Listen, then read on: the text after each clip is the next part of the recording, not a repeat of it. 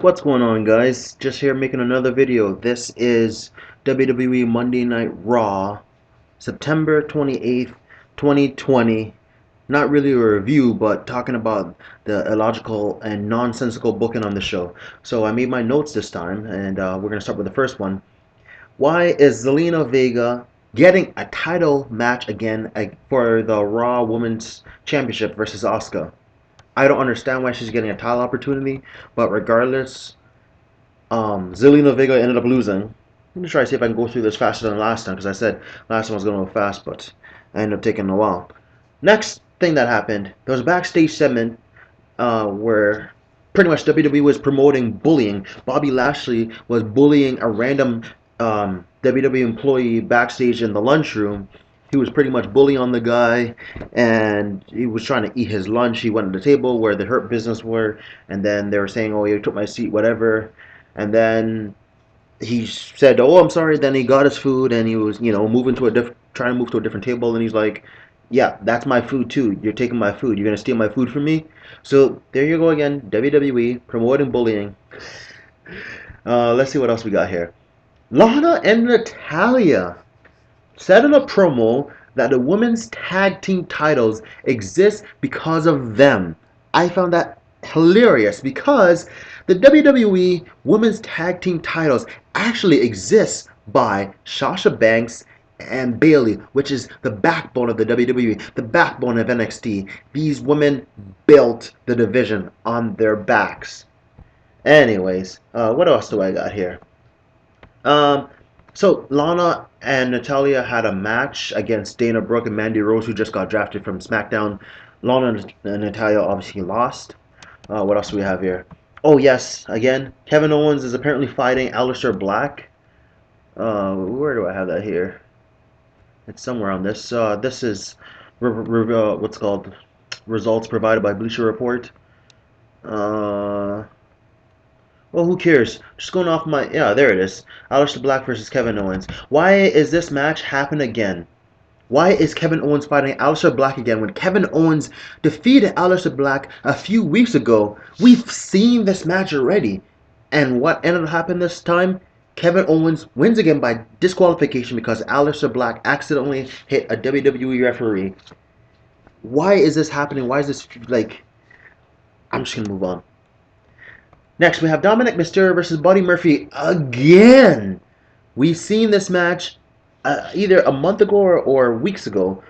Dominic ended up losing this match from a surprise roll-up. Now I gotta make a note saying, was Retribution too embarrassed by their new names? Slapjack. Sorry, I couldn't say without laughing. Slapjack T-Bar to show up tonight.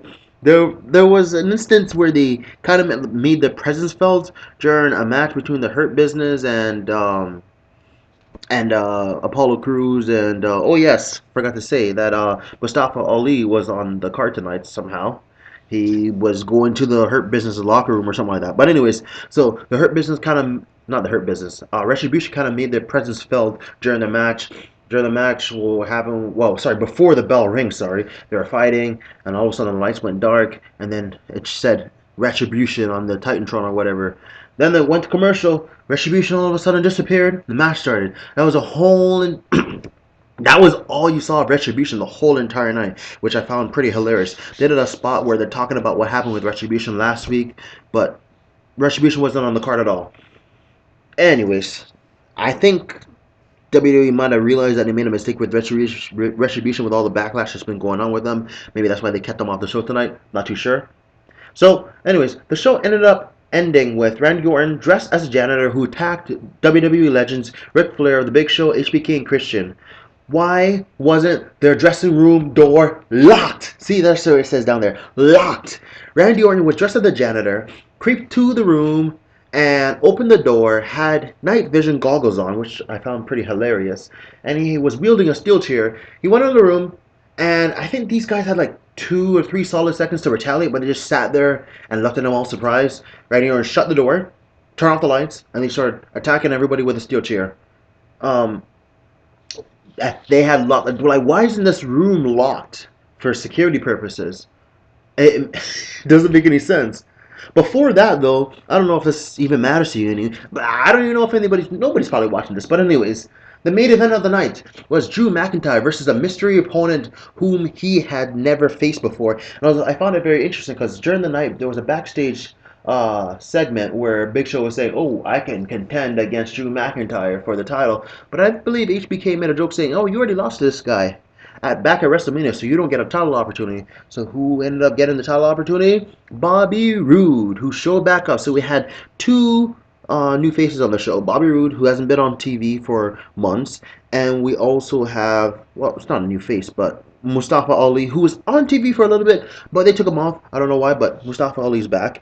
And we have the two trades from SmackDown, Mandy Rose and whatever her name is. I forgot. See, she's so irrelevant. Dana Brooke. Sorry. Dana Brooke. If anybody's even watching this thing, more than likely you guys just skip through this or whatever, but I'm just making this video for fun, whatever entertainment purposes.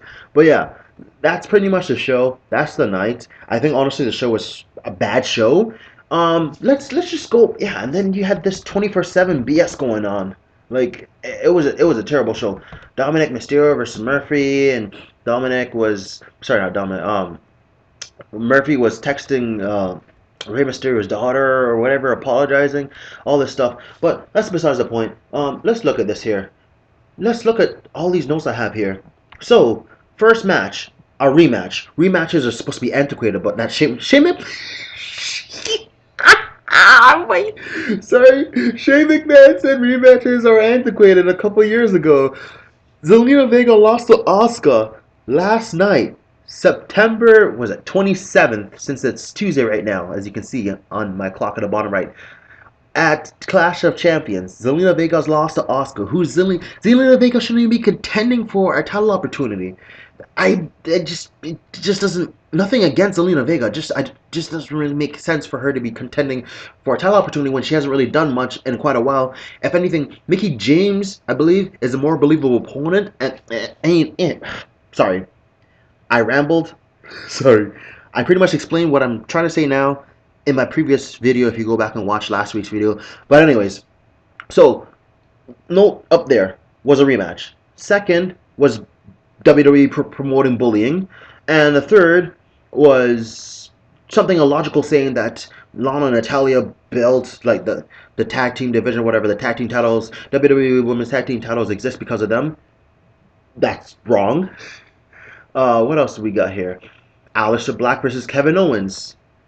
That's a repeat. These are all repeat matches.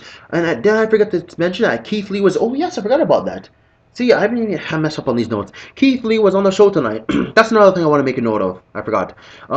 So, after Zelina Vega lost her match, what's it called? You guys don't want to probably see this text here, so I'll just click here. After Zelina Vega lost her match, then Andrade came out and he started speaking English and Spanish and saying that, oh, blah, blah, blah, I don't need you, blah, blah, blah, this and that. And he called out somebody to challenge him, say, fight me. And Keith Lee came out and fought Andrade. And I thought Keith Lee was going to lose, to be honest, because Keith Lee has been on a weird losing spree.